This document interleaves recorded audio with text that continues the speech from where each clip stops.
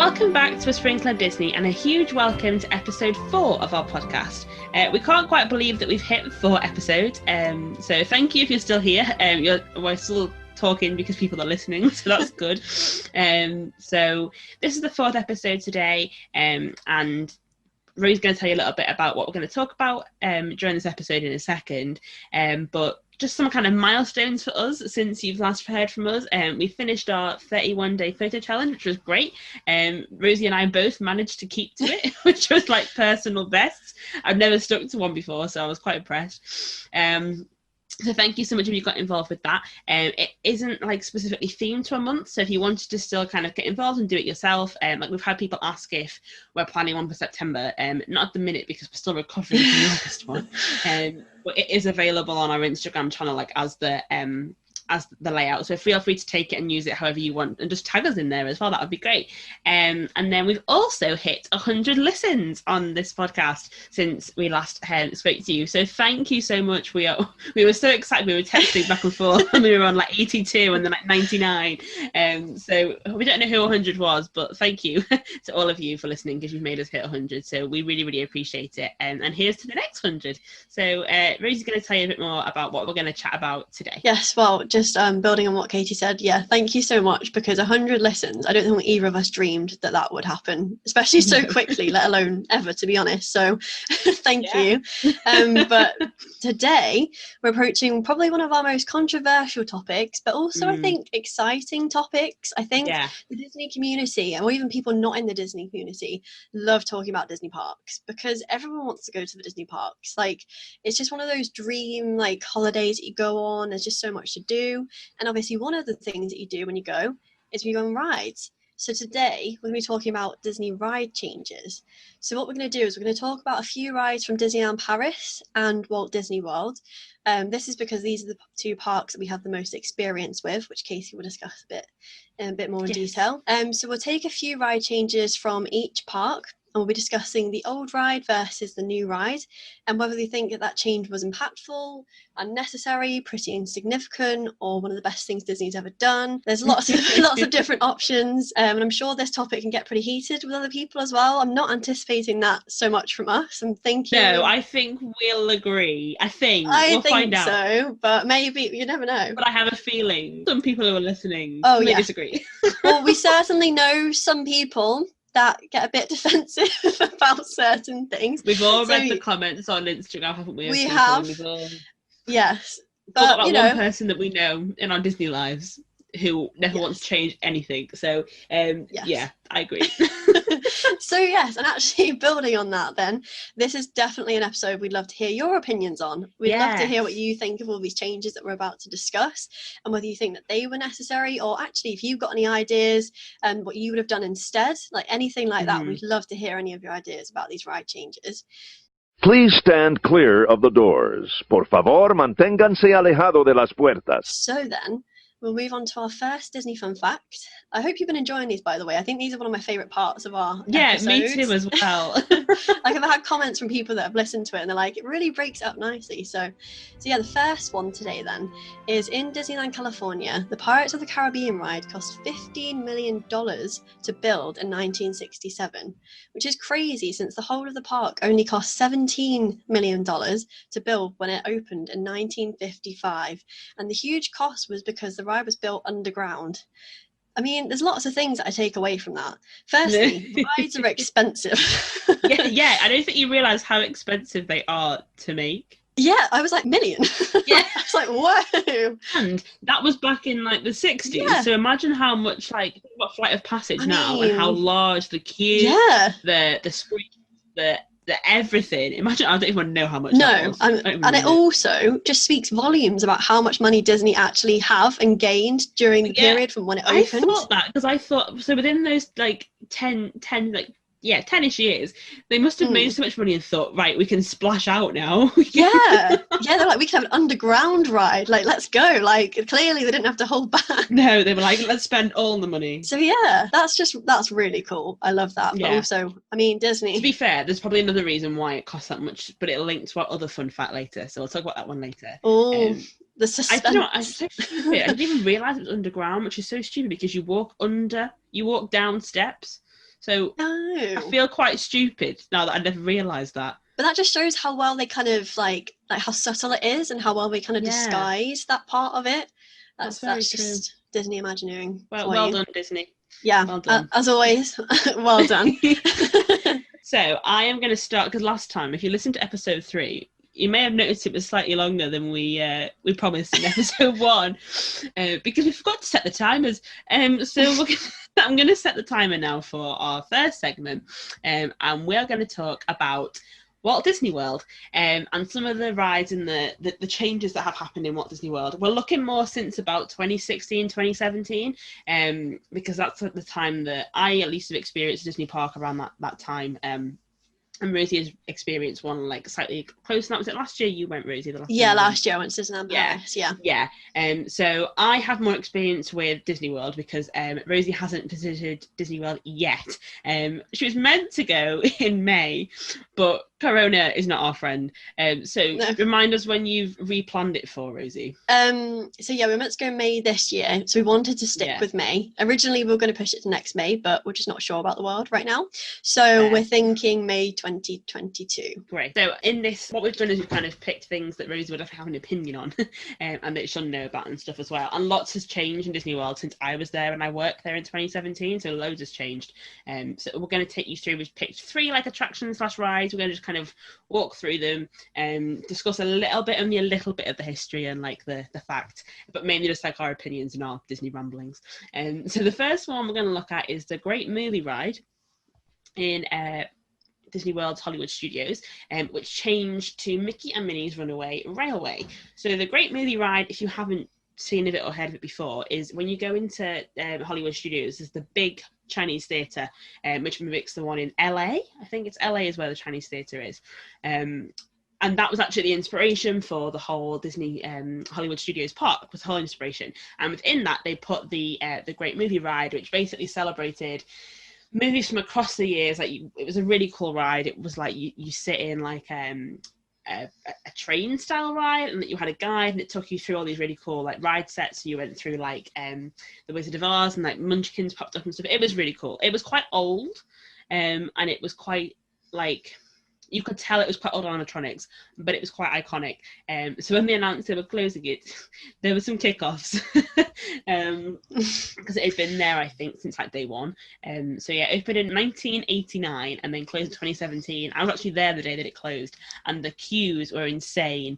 Like I managed to ride it once before it closed, but oh my god, Rosie, the queue, like kind of like the last day I was like, no, I thought there's absolutely no way. People love to get that last ride in. I've noticed like when rides are closing, it's just ridiculous. Like I get it, but honestly the queue was so big, so I went to Fantasmic instead.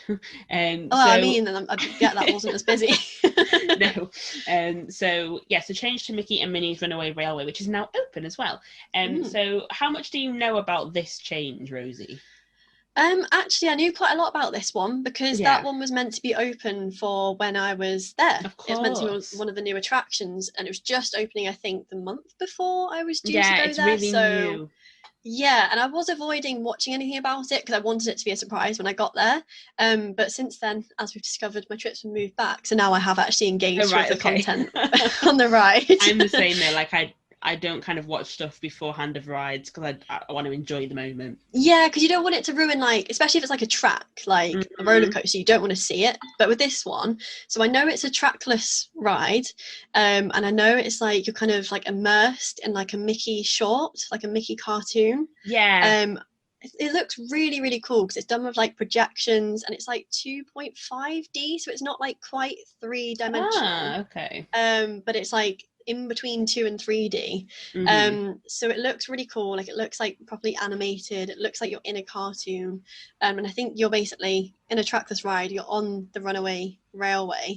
But I think it starts off with like the short, and then you kind of get immersed into it by getting really cool. onto that train. Yeah, so it sounds really, really cool. And I think it's probably like a good change in the sense that it's a bit more modern. Obviously, you were saying the other one's quite dated. Yeah. But I know it's caused a lot of controversy. Yeah, I kind of get why, because I think the old one was also more of an adult-ish ride. Like it had a lot of things that older people. There was loads of films I didn't even really know. They had like a lot of black and white style films, and not something like how old it was. So that it was quite nostalgic, I think, for parents and grandparents that went. So I think for lots of people, the switch from that and like the real, you know, Hollywood glamour, the Hollywood history, a switch from that to a Mickey and Minnie cartoon. Oh yeah, for sure. Like, it doesn't sound like it matches up. No, especially like with it. I think people were concerned initially whether they were going to knock down the theatre. Obviously it's not, they're using the same space. I think it's probably great technology wise. I just think I got it. Like, I got where they were replacing the ride, but it's just a shame, like because when you're in the ride, when you were in Great Movie Ride, you had like a guide who like they were like, oh, this is this set, and then they like jump off and like get shot by like gangsters, and the gangster would take over the car, and it was really, really clever and really interactive. So I think it's a shame that that's gone, because it was definitely one of a kind in terms of rides and that experience. And because you get different guides each time you rode, even though the script was the same, it would still feel quite different and unique. It does sound really cool. But I think it's probably much more friendly for children, this one. I think the problem was it had reached a point where it was too old to engage kids, and that's a problem. Yeah, that's the problem. It needs to be kind of relatable for like everyone in the parks. Like, you kind of don't want to not go on a ride just because your kids won't like it. So. And especially because, like I said, the queue was quite long to go on that ride as well. So if your child has waited in that queue and they get there and they literally don't know any of these films, it's a bit. It's just not the Disney that they signed up for. You know, I think that's what I was thinking. And I think that's where I agree. That's where lots of older people, in particular, struggle to adapt, because they don't often realise that Disney's, unfortunately, target audience is ultimately children and young people. So the things that we as adults were attached to as children, I noticed it with my sister. There's things I will love from Disney that she won't kind of give the time of day because it's not modern enough for her. So unfortunately, Disney kind of do have to update that stuff, because they're going to alienate their younger audiences if they don't. Exactly. So it's something we have to let go of as adults, sadly. Great. So that was that one. I mean, I think it'll be quite a nice addition. It's quite hard to say that having ridden it, but I think the actual ride itself is a loss. I think the fact that like the Great Movie Ride is gone, I think, is really sad, because I think it would have been better, in my opinion, if they just updated that ride to more modern films, in my opinion. Then again, though, I did see, obviously I've not experienced ride myself, but as I was reading about this, I did see some people that didn't want them to like update it, because they were like, no, it's just not the same. So I feel like some people were just like, whatever happened to it, if it went, they were just like, I'm not interested. But I also just want to say that it's just quite nice that Mickey's got his own attraction, to be honest. That's really true. And I think it's maybe leaning more towards, as they move towards the 50th birthday celebration. Yes, next year. Next year's 50th. So I imagine quite a lot of it as well is gearing towards that, because I imagine that'll be very Mickey and Minnie focused. And it's got the new like designs of Mickey and Minnie on it as well. Like you say, with the shorts and the links to that, and they've obviously released quite a lot of more classic Disney stuff. Like in Shop Disney at the minute, there's a lot more classic Disney, original Disney content. So I think it probably matches up with their overall movement at the minute. So yeah, I think it's a shame it's gone. I'm glad that I got to rode it. I'm glad that I got to ride it when I did. And I'd be interested to see what this one is like, because I have heard mixed reviews. So yeah. That one was a big hit. Yeah, I think it's one of those ones where, again, like, obviously we've not, either of us have ridden it yet, so we won't know until we've actually ridden it what we definitely think of it. Yeah. But it was one that I was definitely looking forward to. So I think that's a sign that I'm gonna like it. But then it is a children's ride, so we'll see. But we're all children at heart. Let's be honest. We are, and also, I mean, and I think as well, like, I don't know, it might just be me, but for me, like, I do love all the kind of like backgroundy stuff with like Hollywood and films and stuff, but when I go to Disney, I kind of just want like Disney. I just want like animated Disney content, which is probably quite niche in some ways, but that is what I go for. And it doesn't mean I don't like those attractions. It just means that if I had to choose, I would always pick the one that's like based off like animation, just because that's my preference. That's an excellent segue, Rosie, into our next point, isn't it? It is. It wasn't even intentional. So then moving on to change number 2 then. So this change was where Toy Story Land replaced Studio Backlot Tour. So, Katie, what do you know about this change? This was happening when I was in Disney World. So this is kind of like links. We're going to talk a bit in a second as well about Galaxy's Edge. And when I was in Hollywood Studios in 2017 over the summer, the park was basically dead. If I was a paying guest, I would have been fuming. I got in free because cast member life was the best. But if I had been paying, it was literally like a half-day park, if that, which was... Like, I get why, because now it must be insane. But at the time, there was barely anything there. There was like a couple of shows, maybe like two or three rides. That was it. So at the time, it basically like affected, I say, the atmosphere of the park, because as you walked past Star Tours, like towards the back of the park, it was just all blocked off. I was gutted. I opened after the summer after I left, so I didn't get to see it. But the pictures look fantastic. The photograph opportunities look amazing. Like, I love all the different walls and like the lollipop stick walls. Me too. It looks so fun. Like, to take photos with friends. And obviously, like, you mentioned the size of a toy and stuff like that. And the Studio Backlot Tour, again, closed before I got there because they were already renovating when I was there. But I've been on the one in Paris, which is basically the same thing, I think, which is like the idea of like, you go and you see special effects from movies and stuff like that. So I think that's a shame that's gone again, because it's more from that like original Hollywood style aim. But it comes back to what you were saying, Rosie, is that actually a lot of people go there for the Disney content, and Hollywood Studios wasn't really a Disney park. Like, it obviously is a Disney park. Obviously, it's Disney. But I mean, like, when you go in, there's like Indiana Jones stuff, there's Muppet stuff, there's like Tower of Terror, there's like Aerosmith. The only thing that's really Disney in there are the shows and like Frozen, the Frozen sing-along, which is amazing. Oh my God. Oh yeah, I've heard things about this. Good. Oh my God. I think I cried. But the man, I went on my own, and the man next to me, I think, thought, well, what is her problem? But anyway.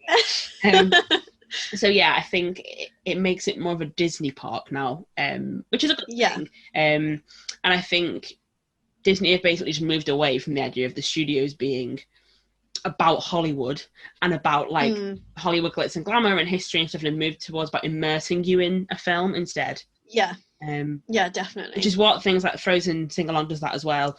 You know, you look at things like Tower of Terror, it immerses you in the Twilight Zone and stuff. So I think it's probably more for their vision of the park, which makes sense. I've heard mixed rides about mixed rides. What's wrong with me today? Mixed reviews of Toy Story Land. I've heard people say it's great. I've heard that Slinky Dog is meant to be fantastic.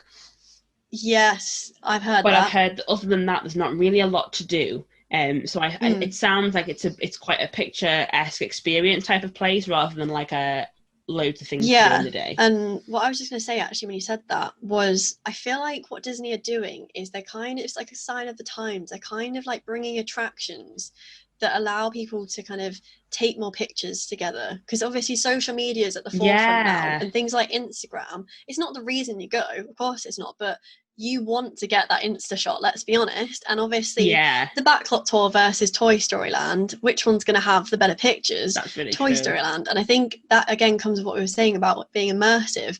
It's immersive in that you feel like you're kind of in that land. As you say, you go down to the size of a toy, which is awesome, but like you also kind of get pictures and like memories that you can keep from that land more than the Backlot Tour. So I don't know whether it is just kind of they're kind of modernizing it a bit and they're just engaging people more. Yeah, I think they are. I think it is meant to be more of like a modernizing element, and I think, you know, all of these things, like we'll mention again now the fact that Star Wars Galaxy's Edge is in the same area, so it replaced the majority of what was the park's area was called Streets of America, which had things like the Lights, Motors, Action Extreme Stunt Show, which was like, I think, a car stunt show. Like, again, focusing on the behind the scenes, like Hollywood element, like Honey, I Shrunk the Kids movie set adventure. I mean, would you ride that now? Because I wouldn't. I mean, it doesn't appeal. I can't. I've just. As great as it would have been if I saw that on the map, I'd be like, nope. I just cross it off. Yeah, same. I've had a bit of time for that. So I think they've added in Galaxy's Edge instead of all those things, which again is another immersive place where you're like in the world of Star Wars. You're in the toys experience. They seem to be changing from a like show and tell of Hollywood. Experiencing being in a film, which I think is probably quite a good thing. I think for kids nowadays that's more of a wow, because kids nowadays will see things like stunt car shows and behind the scenes videos all the time on YouTube. Exactly, it's not novelty anymore, is it? So they can kind of get that whenever they want, whereas like literally stepping into the world of Star Wars and Toy Story is incredible, especially when it's, you know, obviously Disney have made this and you know how well Disney do things. And I also don't think it's just kids. Like I think even adults are like in awe, especially of Galaxy's Edge. Like I know so many Star Wars fans like myself who literally are in awe of what they've created. Like the Millennium Falcon is just incredible. Like seeing that in real life, if you're such a huge fan of something, and even if you're not, it's still like wow. It's a lot like Pandora as well. Like I know that was like a huge whoa, like this is incredible. So I think they are building towards like a more immersive experience where you kind of get to feel like you're there, which and that's I think what we've obviously picked up on, is the fact that they're playing towards a target audience. So when we were younger, if we'd gone to something like, I remember going to the Backlot Express thing in Paris and being like, oh my god, like when the it was about the experience. So in that one, like the truck exploded and water came and it was all like and it shook, didn't it, as if you were like falling off the tracks. But again, it was the experience part of it that made it special. So I think what they've taken is they've taken that element of the experience and just really drawn that out, as a, because you know, like I say, we couldn't go and watch YouTube when we were younger and watch cars exploding. No, you could find that in literally 10 seconds now. So if that's what kids are seeing and then they see it in real life, it's not as much of a wow factor. So they're going to have to get the wow factor, like you say, from walking in. I think, to be honest, I think they're both better changes than what was there already, if I'm perfectly honest. I think it's a shame because I did have a soft spot for like the wow moment of like the explosions and like feeling the heat of Backlot Express. But do I think that Toy Story Land is going to have a bigger impact on Kids in Studio Backlot Tour? Yes. Do I think Galaxy's Edge is going to have a bigger impact than Honey, I Shrunk the Kids? Yes. So I think they're both positive personally. Yeah, me too. I mean, I'm a bit biased because I love Pixar and I love Star Wars. So that's kind of like my dream. When Galaxy's Edge was announced, I was like, what? I was like, this is amazing. And obviously it was going to be there when I was there. So, well, it still will be. But I was just so excited. That was the bit I was most excited for on my trip. So. Well, when you now go in 2022, hopefully it'll be a bit quieter as well. Like, yes, the hype would have hopefully died a little bit. And I'll just be there like hyping on my own and else won't even be there anymore. Cool. But so I agree. I think they're both welcome changes, and definitely will have more of an impact on everyone that attends the park. So then, bringing us on to our third change. Now, this one definitely had some controversy around it. Yes. I don't agree with the controversy because I think it's an absolutely fantastic change. They've smashed it. But anyway, so I'm sure you probably know which one I'm talking about. I've not even said it yet. But basically, this is the change from Splash Mountain to basically it's still Splash Mountain, isn't it? But it's a Princess and the Frog themed version of Splash Mountain rather than Songs of the South. Of the South. Look at you. Yes. I've been trying to remember this for years and now we're here. I've been brainwashed to remember what that's called. It's my favourite ride, Splash Mountain, so she has to know these things.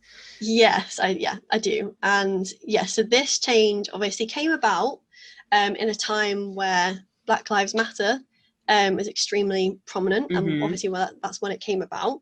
And I know it was kind of, people were kind of petitioning for Disney to change Splash Mountain to make it more relevant, as obviously there were parts of it that people were saying racist. I've not experienced the ride myself, so I don't 100% know. Katie will know more about this than me. Yes. But then obviously, like, it's great that they kind of took this idea that it should be Princess and the Frog theme from the Disney community as a suggestion, because obviously there was a petition, so they did kind of look at it and think this is a good change, and I think it's just great that they're doing it.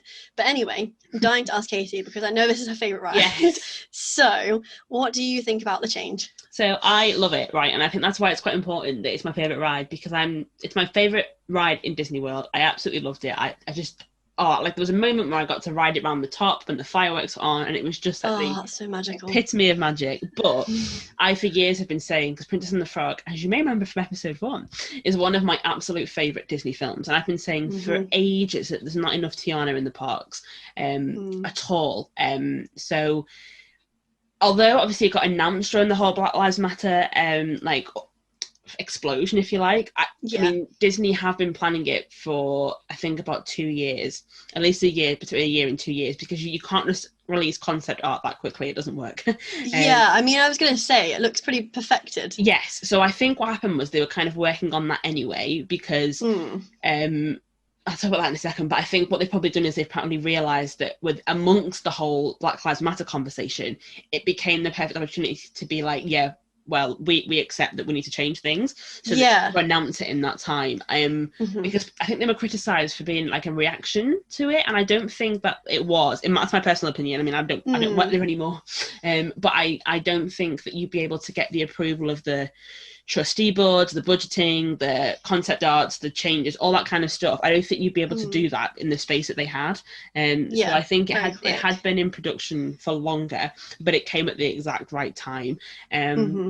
I am so excited. So if anyone has ridden the ride, you know that obviously it's got like that bumpy element to it, like, and all I can imagine is like the log flume going down whilst we sing Going Down the Bayou. That's all I can imagine in my head. The ride itself isn't racist. The ride itself is more about Brer Rabbit, and there's no humans in the ride. So it's more about the Brer Rabbit story, so the animated story of Song of the South. I obviously haven't seen Song of the South because it's not available easily at all, because it was removed from all Disney's streaming and selling because of like the racist connotations. There's conversations around that, which we'll probably talk about another time maybe, but there's conversations on both sides of yes, it's racist, or no, it's not racist, it just kind of portrays life as a slave. I haven't seen it, so I can't make that judgment, but I think what the problem is that the fact that the ride was there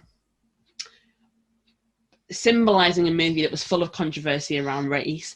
And actually what they've done is they've taken that, they're going to stick with the same ride, that the film isn't particularly popular. It's not like anyone's favourite movie. So I think they've taken that and are updating it to the fact to an independent Black princess. And I think that is so important, because I think she's not in the parks enough, and she doesn't get enough representation in general, and this, I think the music, the theming, like it all works, and I am so excited. I mean, I'm a bit gutted that I probably won't get to ride Splash Mountain the way it was again, because it was my favorite, but I'm so excited that they have, you know, you have to think about all those little girls who go to Disney World, and little boys, but little girls mainly because obviously Tiona's a girl, like Black little girls who go to Disney World, and you know the excitement that they get when they can go and meet Tiana, and then the excitement when they can go on a ride with a person that looks like them. I think that's so underestimated. When, you know, Rosie and I are both white, so you know like for us,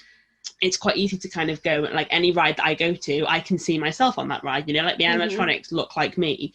I can't really think, apart from It's a Small World, there's a very real lack of representation, diversity. I don't think I can think of any animatronics that are Black. I could be wrong. If I'm wrong, let me know, but I can't think of any. So I think, you know, that in itself is quite poignant if that doesn't exist. So by introducing this, it will exist, and they'll be able to go on a ride that, you know, where they have somebody who looks like them. And I think we're starting to appreciate that a lot more in culture now, is the importance of having representation, not because it's a tick box, but because it actually has an influence on the people that come and visit. So I think people will disagree with this one, because again, it's like quite an iconic ride, and some people will say, oh, Disney are just like reacting to criticism and stuff, but they should do. And I think it's not going to damage anything. It'd be different if they were changing, say, like, I don't know, the Little Mermaid ride into this, because I love the Little Mermaid ride. Oh my god, it's so good. If they were going to change like an iconic film that everyone like loved that film, I don't know anyone that I've spoken to it's gone, oh, I love Song of the South. So well, I mean, I didn't even know what it was until you told me. So like, people know the song Zippity Doo-Dah, and actually when I rode the ride, I didn't actually realise that it was Song of the South myself. I didn't even know it was about a film. And I think that was one of the criticisms. I'm on a bit of a rant now, but that was one of the criticisms about the change. People were like, oh, like no one knows what the ride's about. Like no one knows it's about a film. I was like, yeah, but it's the fact that if people who do know, there's a massive ride in London, which is surrounded by a film that is surrounded by racial controversy. So if I was Disney, I would want to remove that. Yeah, definitely. Yeah, definitely. So I'm really, really excited. And I feel like it's quite good to get my opinion, because it is my favourite ride. So if anyone's going to be precious about it, it'll be me. I love Princess and the Frog. I think it's going to be fantastic. I'm so excited for the music. And I think it's a positive change. And I'm so happy that Tiana's kind of getting some representation at last. I'm so excited. So yeah, are you? I mean, I guess the good thing about this delay with your trip, Rosie, is that you may be able to ride it. Well, yeah, maybe there might be more new rides than I even thought there would be in the first place, which is great. I mean, yeah, I love that, and I love this change. I mean, as soon as I saw it announced, I just thought it was amazing in so many ways. Like you say, it's just nice for Princess and the Frog, firstly, to actually get some sort of recognition, because everyone knows it's such a great film. It has arguably one of the best soundtracks ever. Like for a Disney soundtrack, it's incredible. And of course, like Tiana, like she needs representation. Like if I just hope that this ride is super special for like black girls and obviously black boys as well. You know, it'll just be really nice for them to have something to relate to, like, because like you say, we're very privileged in the fact that we don't even have to think about that, which is very sad. I never thought when I was at Disney World, oh my god, all the animatronics look like me, but I imagine that if I were black, I'd probably go around and that's the first thing I see, is that these people are white and there's nobody around like me. Exactly. So I think the representation part is probably the most, like, as you say, poignant part of the whole thing. And it's just very special. And I think Disney have recognised, I think, that they needed to make a change like this, which is why I think it's great. And I know a lot of people are going to say, well, the old ride is iconic and it's super, like, special.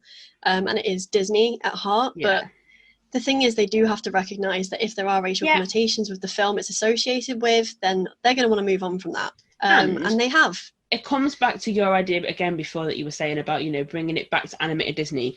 Song of the Song is not a classic animated Disney movie. It's not something that kids are now going to go in and be like, oh my god, yeah. Whereas if there's a Princess and the Frog ride, you bet the queue is going to be even bigger than it was. Oh, I don't think we're ever getting on this ride, because like, when I think of this ride, I dream of like having all the music on, like, while you're in your little log flume. And I hope you are literally going down the bayou. I'm so ready for like song's playing. My little dance, like, with my arms in the log. I'm well excited. And I think as well, from an animatronic point of view, again, it was quite old and quite not. I mean, I don't like saying outdated, but it was quite old. Like, it used to get stuck quite a bit, and it was quite like robotic. Whereas I think obviously with new technology and stuff, they'll be able to update it more, like the Frozen ride. The Frozen ride has got animatronics with projection, and I think hopefully it will go more towards that. So. Yes. I also just hope there's a beignet stand next to it, to be honest. Because they need beignets after I left, and I was so sad. And now that means it should be more convenient, because right now they're in the Port Orleans hotel. So they can then have like another stand right next to this ride. I mean, that's not the most important thing. I'm just thinking about food. We are all about food.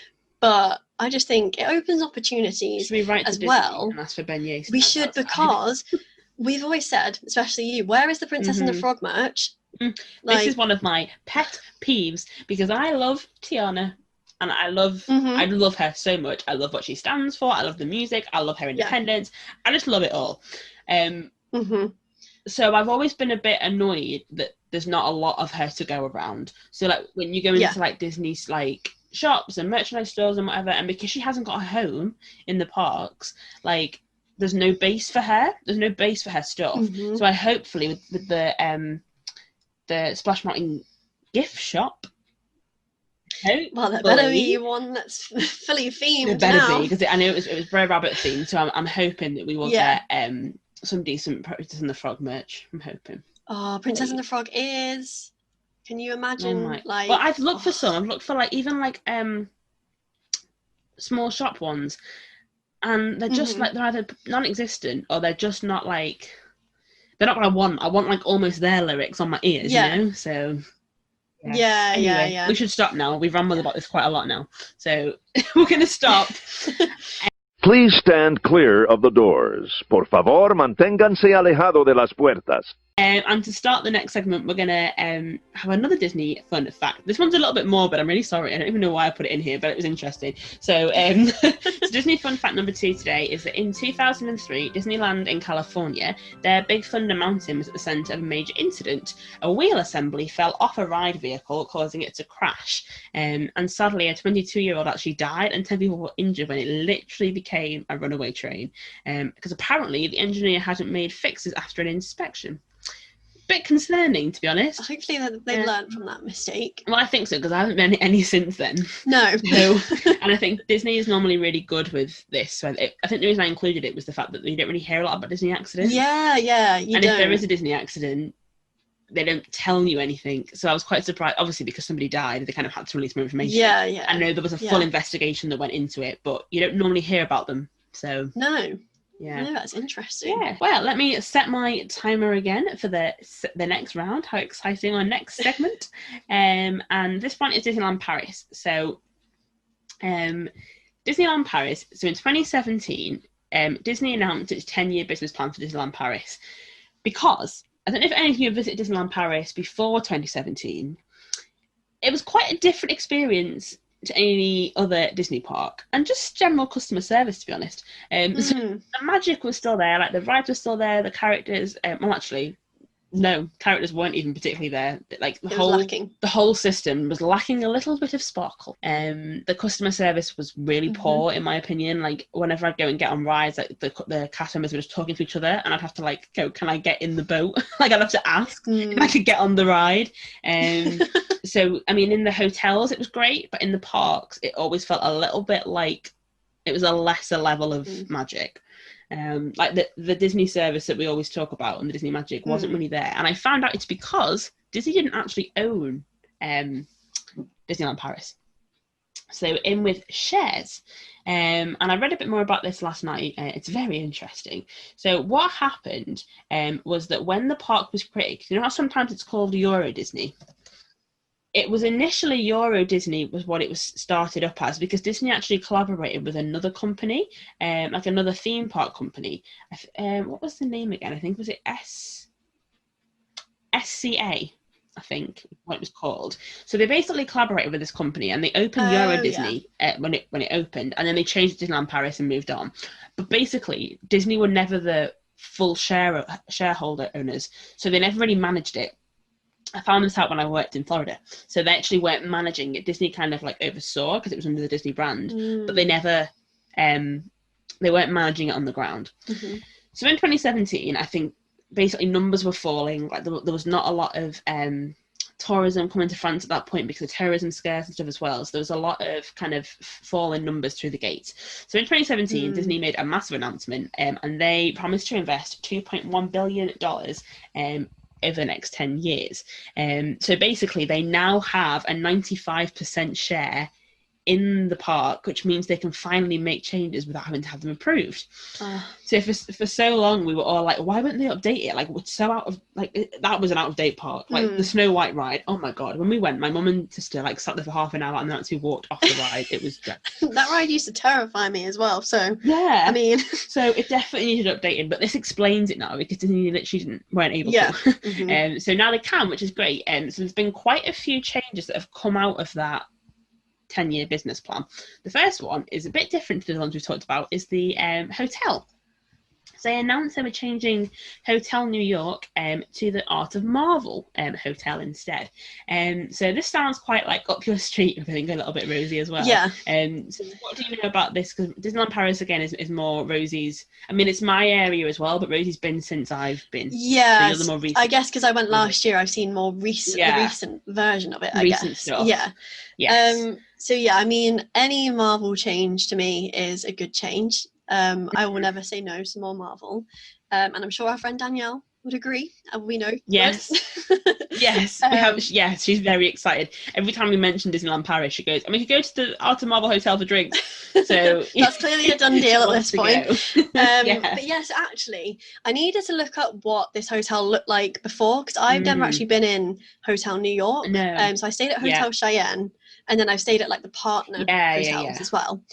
I've not stayed in this one, so I kind of had to look it up, because I was like, I've not heard a lot about it.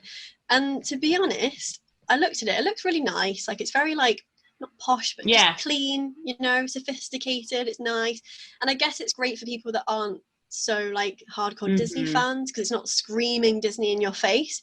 But for me, like, I need Disney. Like, when I'm staying in a hotel, if I'm staying at Disney, I want Disney in my face. Well, like, You do. You are, yeah. I mean, you want some Disney. I'm sure there were hidden Mickeys, but that's not. Well, because I had not stayed what in I the want Sequoia full. Lodge one, and I stayed in the Explorer Partner one, but I stayed in the Sequoia Lodge, and that was amazing because like in the borders of the room they had like a Brother Bear and Bambi. So like even though it was a that bit sounds more amazing. like, you know, subtle, you still felt that Yeah. magic. So I think you're right when Yeah. you look at pictures of Hotel New York, like it looks nice, but it could be anywhere. yeah, literally, Like, you could put it's it not, anywhere. Yeah, I wouldn't have said that's a Disney Yeah. hotel. And it looks nice, like it looks good, like you can tell it's gonna be like good service and everything.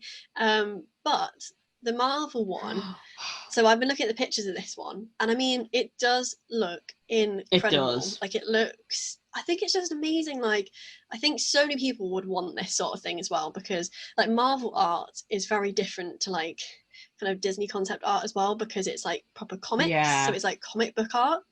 And in some ways, like some of it, I'm just looking at the pictures again, some of it's like more subtle. So like, Yeah. you know, you might not necessarily know straight away that it's Marvel, but then some of it is not subtle. So like in the restaurant, I don't know if you've seen this picture, No. but there's like a light, it's almost like a chandelier, and the chandelier is Asgard's, like, what is it called? Like, it's not a castle, but you know what I mean, don't you? Yeah, like like the base in centre. Asgard. Yeah, the one that's like super shiny and golden. Oh my and like word. when you see that, like when it pans the shot onto Asgard, you're like, whoa, like It's that. you know, it's like I need doing to find well. this picture. So I mean, it just, so like it's quite subtle in the sense that like if you don't know Marvel, you might not know what it is. But if you know Marvel, this is incredible. So it's basically like an upside down Asgard as a chandelier in what looks like a very nice restaurant as well. Yes, it does, yes. But you see what I mean? Without that restaurant's okay, but it's not Disney. That's insane. It is, isn't it? But with this chandelier, it's like, okay, cool, I'm in a Disney hotel now. Everyone go and check out. It's literally called The Chandelier of Asgard. Go and look. And it's mesmerising. Oh, it's an Italian restaurant. Well, we're definitely going there then, aren't we? There we go. But yeah, so like that is incredible and like 100% a welcome change. I think like in some places it's a little bit more subtle, but like if you look through the pictures, there's always like a touch of Marvel. And yeah, it looks great. To be honest, it looks like somewhere that would be owned by Tony Stark. It's got that vibe. Yeah, that's what I was thinking. Even the front, like with the more gold-esque like paint on it, and I like the beds. There's one picture where you can see like the bed and like the over the top of the bed is like the full wall is like the Spider-Man like silhouette thing. It looks really cool. I think you're right. I think what's great about this is that it would actually like attract a certain type of person. So like you would actively want to go to the Marvel Hotel as opposed to like when I don't know about you, but when I look at Disneyland Paris like holidays, I kind of look at what's the cheapest, like and all that kind of stuff. Because there's not really that much difference between the hotels in terms of like how they look and like stuff like that. Whereas I feel like this one, you're going to get people actively paying more to go as well. So it's quite a clever thing for Disney as well, because, you know, they put a bit of art on. And although we did find out the art was quite expensive, this was part of our Disney quizzes and it was very expensive. Yes. So yeah, I think it's definitely a welcome change. I think, again, it updates it. It brings more of the other part of Disney and integrates it a bit more. And I think Disney have done really well to integrate in Marvel and Star Wars into the whole Disney vibe. Definitely. So, yeah, I agree. I agree. And also, just one other thing on that as well, I think it makes it maybe easier for those of you that are super like hardcore Disney fans to convince maybe people that are just fans of the franchise. So true. Because you can be like, oh, there's a Marvel hotel, like it's not all just Mickey Mouse. That's such a good point, actually. Like for dads and brothers, you can be like, oh, we're staying in the Marvel hotel, so it's fine. Or your boyfriend, they probably just never leave. Like they'd stay there all day while you go to the park. So yeah, but at least they went, and it was cheaper to fly and have a room with two people. So there you go. Exactly. So yeah, I think we both agree that is like a welcome change. Yeah, and we are clearly going for drinks there. 100%. Because Danielle's I hope there's like a Mjolnir drink. You know, like if you can like drink out of Mjolnir or something. I don't know. Just you're obsessed with special cocktail, I am. Aren't you? Moving swiftly on from that. So then the second change that we want to discuss in Disneyland Paris is, well, it's Rock and Roller Coaster, and it's being rethemed to an Avengers themed coaster. So obviously it was Aerosmith, wasn't it, the theme before? Yes, it was, yeah. And it was quite immersive, like the Aerosmith music, and there was the bit before where you got to like watch them all like jam before you went in. And they speak to you, don't they? Yeah, it was a very immersive experience. And so that originally opened in 2002. So that's actually 18 years ago. Wow. That's quite a while ago, especially for Disneyland Paris. Yeah. Actually, feels like a long time ago. But yeah, so another Marvel change. So what do we think about this one, Katie? I had read about this, I think, a few years ago, and just kind of thought it was like one of those classic Disney articles of like, oh, this is happening, and I was like, is it though? And clearly it is. It has been confirmed. I mean, I'm quite excited. I think Aerosmith's contract with Disney has expired, so this was a change of necessity as well, because they kind of had to update it because the contract had run out. So I think if they were going to have to change, I think this is a great way to do it. I think, again, Rock and Roller Coaster is great. Is it Disney? No. Like, it's a Disney ride, but is it Disney themed? No. What I hope they keep is I hope they still have, you know, the music like blaring in your ears. Yes. Yeah. I hope they still keep an Avengers element of that, but to be fair, the Avengers soundtrack is sick, so so that'll be fine. But yeah, I mean, I'm excited. I think it reminds me a little bit of if anyone's been to Florida and has been to the the Gringotts ride, and where like everyone kind of gets involved. You've got Bellatrix in the corner, and then you've got and the Spider-Man. There's a Spider-Man one in Universal where like Spidey like appears and like saves your car and stuff. Like, it's quite cool. So it makes me think of that. It makes me still think of like high paced. I think the description says it's going to like join Iron Man and the rest of the Avengers. So I'm assuming it's going to be like mainly Iron Man themed. With like the other Avengers to help him out. I think it's going to be great. I think it's going to be much more immersive. I wonder if they're going to make it longer though, because the coaster itself is quite short. Rock and Roller Coaster is quite short. So I would wonder how they would make it character themed and like story themed for something that fast and that short, would be my question. Yeah, I agree, because you kind of think like the music, like obviously is why it goes so fast with Aerosmith, because it's just fast music. But like with Avengers theme, I don't know if it's necessarily going to be like, you know, speeding along the track. Like, that's not kind of the vibe. No. But I'm just looking at what they've said about it, or what an article has said about it. Sorry, probably not the best source. Could be lies. Apologies. Someone once said that this ride is going to be called Iron Man Adventure. Apparently, that's what it's going to be renamed as.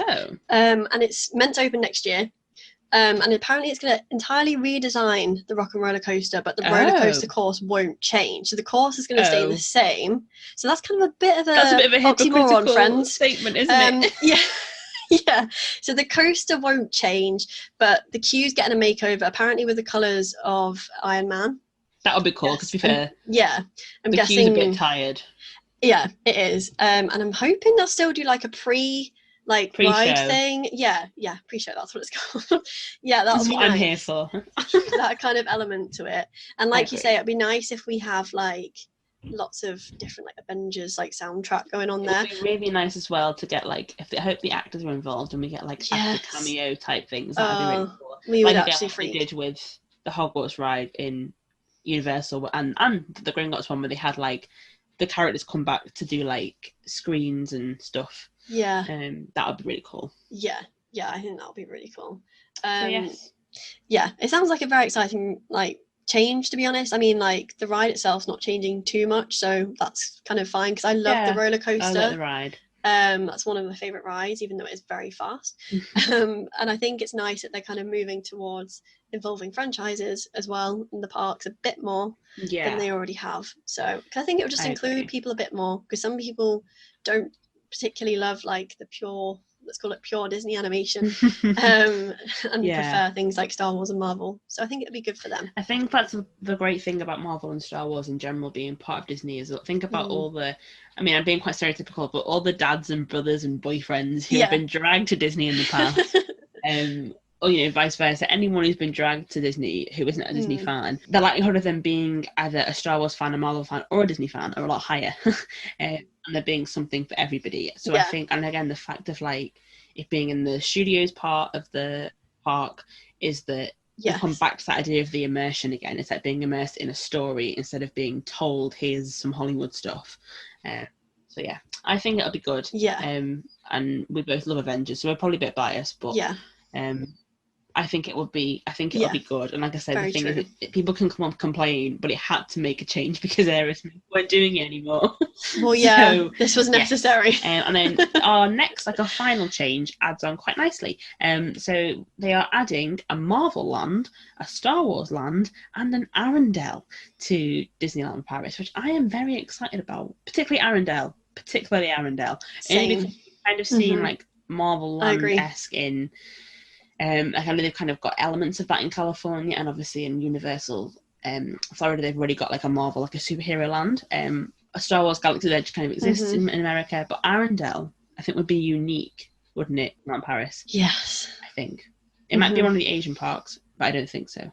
I don't think so. No, I think No. this is a completely new change. Correct us if we're wrong. Let us know. But I think that you know, Arendelle Castle. I'm so excited to see that castle. There better be one. I think they are saying they will make one. So more rides, more frozen rides, more. Yeah, I think that's going to be great. And I think, like you said before, it really opens the world up. And that's a prime example of the fact that you've got Arendelle for the kids, Marvel and Star Wars for the non-Disney fans. Hopefully more meet and greet opportunities within those lands as well that are more specific, because that was a big problem when I went to Disneyland Paris. The last time I went was 2016, I think. Yeah, 2016. And my little sister at that point, that was just like near Frozen, had come out, so my little sister was all over Frozen, and she couldn't meet Aaron Elsa, which is ridiculous. Like we saw them like down in the carriage, so they were there, they were available, but you could not meet Aaron Elsa. And for me at that time was crazy, because that was what every little girl wanted to do. Yeah, you'd think that'd be their main priority, was meet and greets. So but they didn't even do like major. This is what I'm saying about Disneyland Paris just being a bit of a flop in the past. Is that you know, loads of the rides were broken. You could only meet characters for like 2-hour slots each day. So like if you wanted to meet a character, you'd have to like queue for an hour before the character even started to actually be at the front. Like, I think we queued about an hour and a half just before Mary even got there, to see her. So I think they've improved that now anyway. But it used to be that the princesses, you couldn't even pick which one you wanted to meet. You had to go to the Princess Pavilion. I think it's still the same. But I mean, with something like this, you'll hopefully have the chance, fingers crossed, to meet Aaron Elsa. I think so, and Olaf as well. I mean, I better be able to meet. You can meet Olaf in Florida, so I'm assuming so. Yeah. So, I assume they do. And obviously, he'd be very popular. The great thing as well about the Marvel Land is that in Europe there won't be any restrictions from Universal, because at the minute in Florida, the reason they can't have a Universal, a Marvel Land in Florida is because Universal have the rights there and all that kind of stuff. So the great thing is that we can have one in Europe because there's no rights restricting that. So we'll be able to meet Captain America, Iron Man, Spider-Man, all those kind of people. Whereas at the minute, the only place you can meet them, I think there might be some in Asia, but mainly California, which is obviously so far away and so expensive. So it would be great to have that a bit closer to home. Yes, I hope we can meet Thor. Will we make it through the queue? I think we might faint. Can you imagine if Chris Hemsworth actually turned up? I actually think I'd die. Right. Like guest appearance. Let's move on. So what are your opinions on that one then, Rosie? Well, they're all welcome changes for me. As we know, I love franchises. So Marvel and Star Wars is great. Really, really happy about those changes. I'm excited to see what other rides they come up with as well, because they haven't announced all the rides for these specific lands yet. No. So it'll be interesting to see what they come up with, and whether Star Wars does kind of reflect Galaxy's Edge in California and Florida, or maybe they'll do something different. That'll be interesting to see. The concept art for Arendelle is stunning. Like, it's actually beautiful. And it doesn't look like they're just kind of doing like a tiny little area for it either, because this is what I'm always a bit suspect of when I hear these announcements. I'm always like, is it like an actual big announcement though, or is it like, you know, like the tangled bathrooms in Disney World? I am still bitter at Disney that the only part of Disney World that has any tangled resemblance is the loos. I mean, that's just wrong, isn't it? I mean, they're beautiful toilets, I've heard but it's a bit weird to start taking my picture in front of a toilet stall. Yes. But maybe Disneyland Paris could like maybe have Corona next. Well, I think they've already had Corona.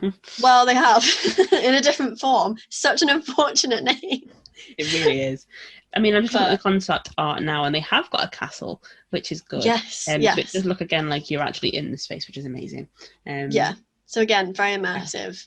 And yeah, for little girls, that is going to be little girls insane. and me and Rosie.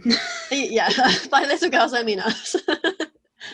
Yeah, I mean, I'm really it looks excited. great. And I'm pretty sure they haven't actually replaced anything. They've just used extra land. Yeah, they've expanded, I think. Yeah. I don't think, obviously, They haven't Rock and Roller Coaster is replaced. being swapped just because it had to be, but I don't think they've, like, taken away any other Yeah, rides. I don't think the lands are changing anything. No. I mean, it might overlap a little bit and it might affect some of the movement within some of the rides that already are there. But it's the good thing with that is it's not replacing anything, it's just an addition. We love a good addition. Yes, and I think it's needed, to be honest, not to throw shade on Disneyland Paris Studios, because like they are great, like they've got some really great things going on. Yeah. But it needed something new. It did, because I felt like when you walk out of the main park into that one, it just felt like a little bit of a downgrade. Maybe it's just because it's not my thing, the whole Hollywood stuff. Although that walk through, you know, when you walk through the big, I don't know, the hall. Yeah. With like the restaurants and like the shop, that bit's great. And to be fair, I think like the first few times I did that, I was like, wow, this is really cool. But I think like maybe I've just been too many times to appreciate it now. Hashtag privileged. Exactly. First world problems. So maybe it's just that I've seen it and I'm just like ready for something. I know what you mean though. Like it's that awareness that when you're in that park, it doesn't feel very Disney. It feels like I'm in a ride. I'm in a theme park. It doesn't feel very Disney-esque. It's just not as magical. Well, they've introduced things like Crush's Coaster and Ratatouille and stuff like that, which is more Disney themed. So I think, I mean, I'd imagine that those three lands going to be then in the studios. I'm pretty sure, aren't they? Yeah, they are. From what I was reading, it looks like they are. So again, I think that park again needed expanding, so it's good. Definitely. And that brings us to the end of that segment. Please stand clear of the doors. Por favor, manténganse alejado de las puertas. So that moves us on to our fun fact number 3. So actually, this is what Katie was kind of alluding to earlier, I believe. I say that. Yes, so it's another Pirates fact. So Pirates of the Caribbean was the last attraction at Disneyland where Walt Disney had input in the design process. The initial designs had the attraction as a walk-through wax museum, but after designing It's a Small World for the 1964's World Fair, they scrapped the initial designs and created a water ride, which is very interesting. We learnt about this actually as an example in my Disney World training, about kind of like Disney's standards and Disney's expectations and how Disney don't settle for less than the best.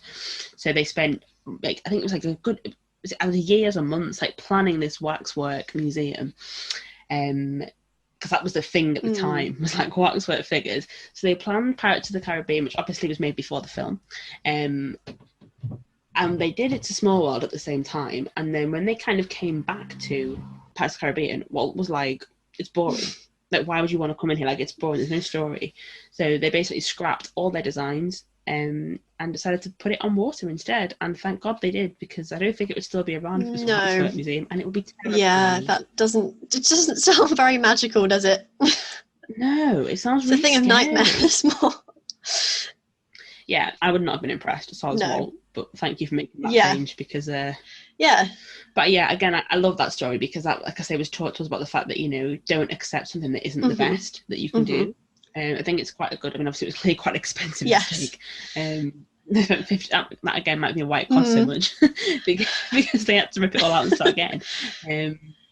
But yeah, I love that, the fact that, you know, that's really Disney in practice. It's like, you know, don't settle for second best. And also another message I took from that as well is that, you know, even Walt accepted that changes had to be made. I mentioned that before. You're so right. Walt made comments about the parks, particularly Epcot, I think, about the fact that, like, you know, the parks should change and update and adapt to guests. Yes. That's what he said. So, yes, you're right. Yes. So, and actually on that note, moving swiftly on, actually this is quite a nice segue. So now we're going to essentially try and become Imagineers. In mind only, because I don't know about you, but I can't draw. Neither can I. I try, and I'd love to think I could, because I wish I could. I wish I could be an animator for Disney. Like, I know that's my dream job in my head, but like I just don't have the talent. So yeah. My friend Saeed, if you're listening, I met him when I was working in Disney World, and he is from America, and he is actually training. I think he wants to be a Disney Imagineer, and he's done like all like the courses and stuff, and like his his like college degree is like linked to that, and he actually planned out the Princess and the Frog like change before it was even announced. Like he'd had that idea, Wow. and he'd like uploaded it and sent it to me and stuff, and like he kind of preambled that, which is That's really so cool. cool. So some people are that skilled.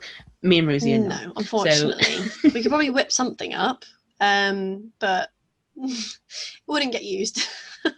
No, they'd be like, I'm sorry, you're fired. Why did we even hire you? But as long as we get the badge for like a day to say that we were, I mean, that's great. Take the pictures, you know.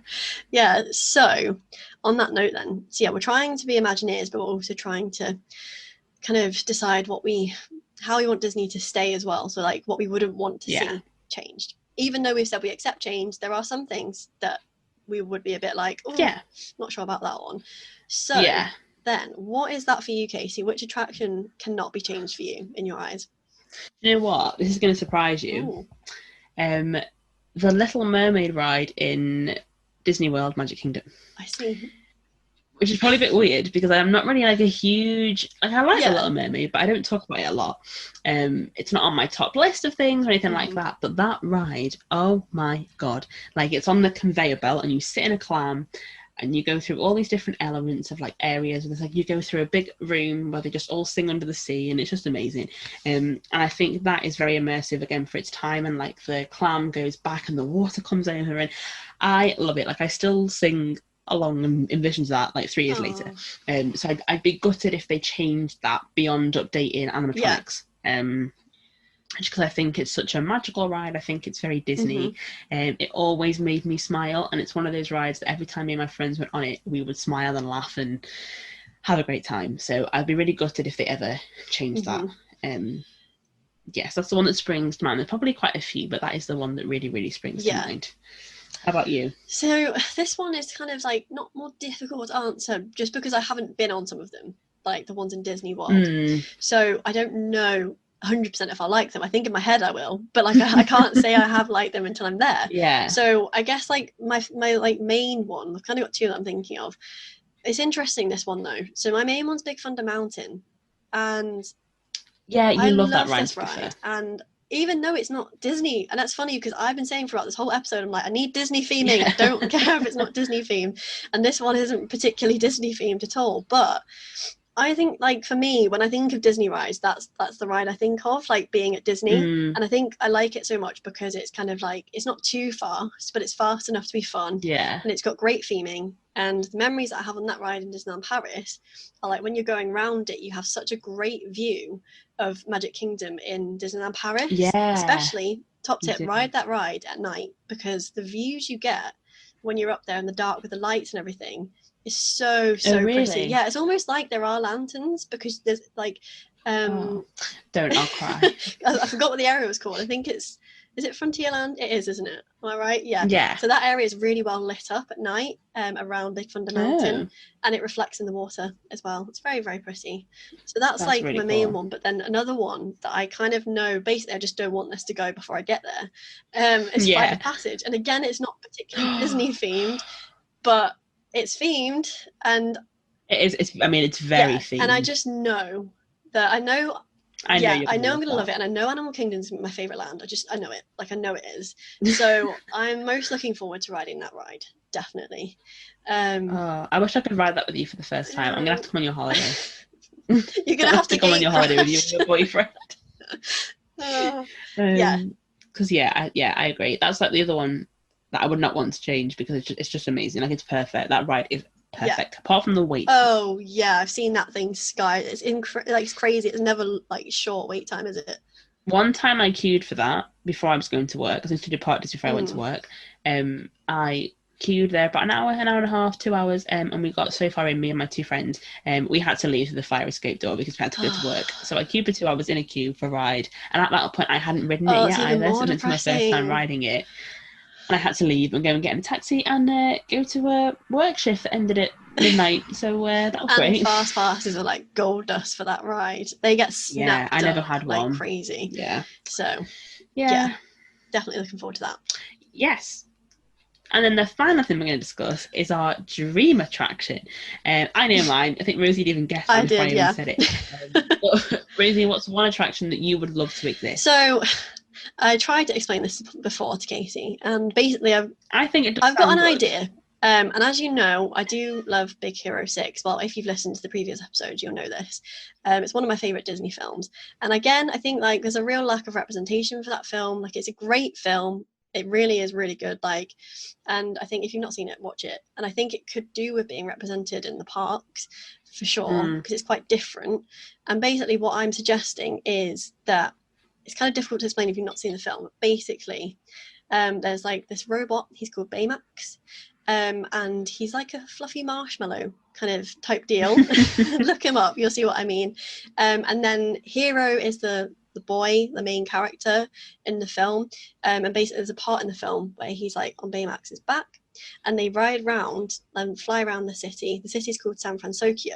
So I'm kind of thinking, we were saying this before, like a kind of soaring / flight of passage vibe, but just Big Hero 6 themed, where you kind of go like soar around San Francisco, which obviously is a fictional place, but it's great because it's like two great places that are real mixed together. Yeah. So I think that's what I'd want to see. There's probably a lot of other ones as well. Like we're talking about like maybe a Stitch like surf like themed attraction as well, which would be really cool. Yeah, I just think a decent, I think for you particularly because you love like Lilo and Stitch, a decent Lilo and Stitch ride again with the music, that would be great. Even if it was just kind of like one, I think a bit like the Little Mermaid. I've not been on it, but I know you kind of like sit on it and go around and it's kind of like reenacted through animatronics.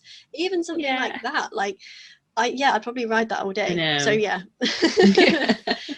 yeah, so that's kind of what I think I would love to exist. But then what's yours, even though I know this? So I've been dreaming about this for years. And they've actually, Tokyo in Disney, so Disney's Tokyo are actually doing this. Yes. So what I would want is a Tangled ride, obviously, because we've been robbed for the toilets. The toilets are gorgeous, but it's not enough. So I would want like a boat ride that takes you through the Tangled story. Obviously, because there's the whole scene of like when I see the light, they're in the gondolas and stuff like that. And the dream, the epitome of the ride, is for anyone who has been on the Pirates of the Caribbean ride in Florida, where it opens up to the two ships and the massive fight, and it's like a massive ocean. I would want that, but no pirates, no firing. We would instead have the lanterns and just like a room full of the lanterns. And that scene, if I actually did that, I think I'd just cry. I know I would cry.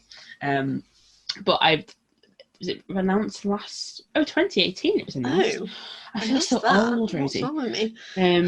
I thought it was only last week. Not last week. Oh, good Lord. I'm sure you would tell me if it was just last week. Last year. So basically they are doing like a more Tangled area. So in Disney World they've got the tower, but it's quite out of the way and quite subtle. Toilets. I think it's quite insulting. You're very sour about this, aren't you? I am, because it's gorgeous and everyone raves about them, but we just have the toilets. I have a question. Sorry, I know you're on a ramble here. No, my question is, you know those pictures of the lanterns which look insane? Yes. Where do you actually get those taken? Outside the toilets. So I mean so like outside, basically this is where I would put it. I'd put it here in Disney World. Sorry everybody who loves Peter Pan, I'd get rid of the Peter Pan ride.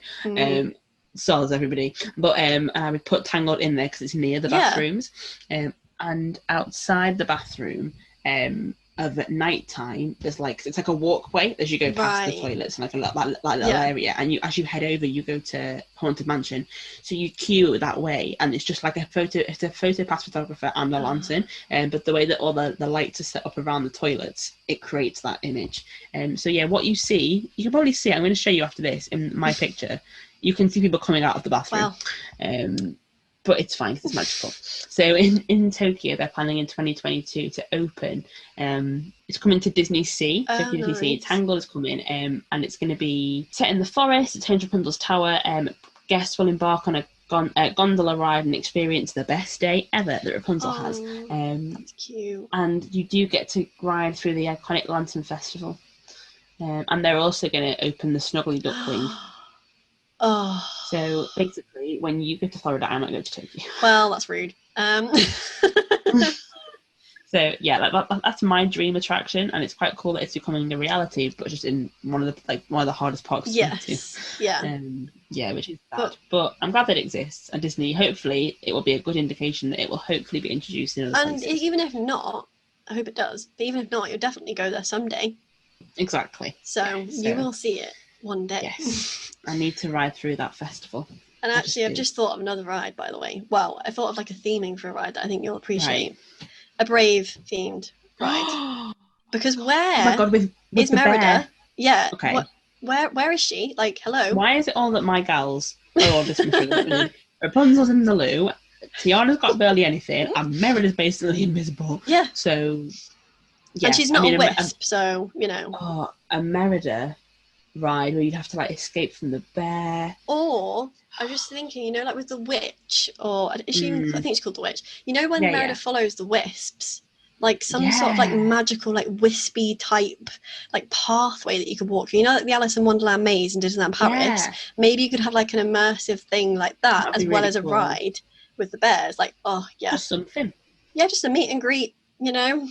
With the bears as well. Well, yeah. To be fair, because the meet and greet is quite good in Magic Kingdom, but again, you walk right past it because it's on the split between like two lands. Mm-hmm. So you tend to just kind of like walk. Is it a split? Yeah, it's between like Tomorrowland and well, it's kind of it's in like a weird place, so it's quite easy to walk past it. Right. So yeah, yes, and that brings us to the end of that segment. Please stand clear of the doors. Por favor, manténganse alejado de las puertas. And it's me. So our Disney fun fact number 4, the final one for today, is that when Animal Kingdom's Expedition Everest first opened in 2006, I didn't actually realise it was that young. That sounds really stupid. But whenever it's in the 2000s, I'm shocked. There's a Yeti, so if you haven't been on the ride, there's like the idea is that you're going on an expedition to try and find the Yeti. The Yeti used to swing down. It's huge. Like if you look for a picture of it, it's absolutely massive. It's terrifying. But it used to swing down and like snatch at the ride cart.